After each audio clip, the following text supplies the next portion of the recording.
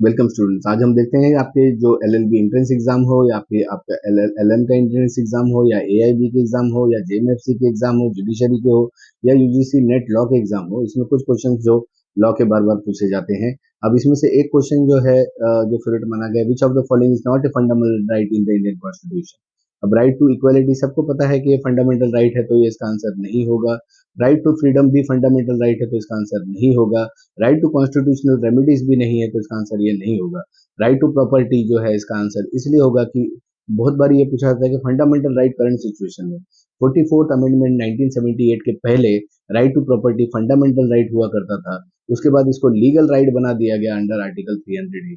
आपको ये 44th amendment legal right under article 300 ये आपको याद रखना है, क्योंकि ये इस पर क्वेश्चन इस टॉपिक पर बार बार पूछा जाता है एमसीक्यू में। दूसरा क्वेश्चन हम देखते हैं कि the Indian constitution is described us rigid, flexible, quasi federal या रिजिड फ्लेक्सिबल। ऐसे क्वेश्चन में जनरली क्या होता है, स्टूडेंट घाई घाई में या तो रिजिड टिक कर देता है या फ्लेक्सिबल टिक कर देता है।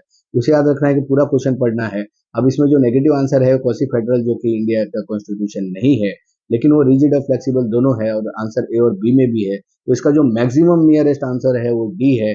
और क्योंकि ये दोनों को इंक्लूसिव है, इसलिए ऐसे टाइप ऑफ क्वेश्चन में यहाँ पे आपको घाई घाई में आप आंसर टिक करते हो या पूरा क्वेश्चन रीड करते हो, वो चेक करते हैं। तो इसलिए ये रिजिड एंड फ्लेक्सिबल इसका आंसर होगा। यहाँ पे आपका लॉजिकल टेस्ट होता है।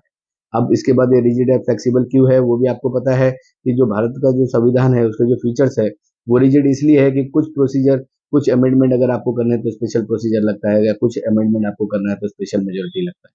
इसके बाद नेक्स्ट क्वेश्चन हम देखते हैं कि डीपीएसपी के ऊपर directive principle of state policy जो है वो aim to establish what, political democracy, social and economic democracy, religious democracy या डिक्टेटरशिप।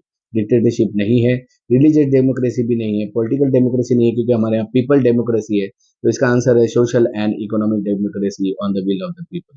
तो इसका आंसर ये हो गया। उसके बाद नेक्स्ट क्वेश्चन हम देखते हैं, which article of the Indian constitution deals with amendment process. एकदम इजी क्वेश्चन है। इस तरह के क्वेश्चन आर्टिकल 368। और उसके बाद जो नेक्स्ट क्वेश्चन है, the preamble of the Indian constitution declares India us what. तो ये जो प्रीएम्बल है आपकी प्रस्तावना है, आपको याद रखनी है। तो इसमें एक चीजें आपको याद रखनी है, सो सी डी आर। अगर आप ये याद रखोगे तो आपको हमेशा याद रहेगा। Social sovereign socialist secular democratic and republic, we the people of India having solemnly resolved to constitute India into sovereign socialist secular democratic and republic. और उसके आगे जो आता है इसका आंसर राइट ये होगा। ये भी रॉन्ग है, ये भी रॉन्ग है और ये भी रॉन्ग है। आपको बता दूं कि 42nd अमेंडमेंट 1976 में दो वर्ड ऐड हुए थे, so see that is socialist and secular, in the preamble of Indian constitution. Hope आपको ये अच्छा लगा होगा। आप इसको लाइक करिए, सब्सक्राइब करिए और शेयर करिए, कि जिससे इस तरह के क्वेश्चन में आप सबसे शेयर करते रहूं, जिससे कि आपके बिजी लाइफ में आपको हेल्प होता रहे, वर्क लाइफ बैलेंस होता रहे। Important MCQ, LLB, LLM, AIB, judiciary, like करिए, सब्सक्राइब करिए।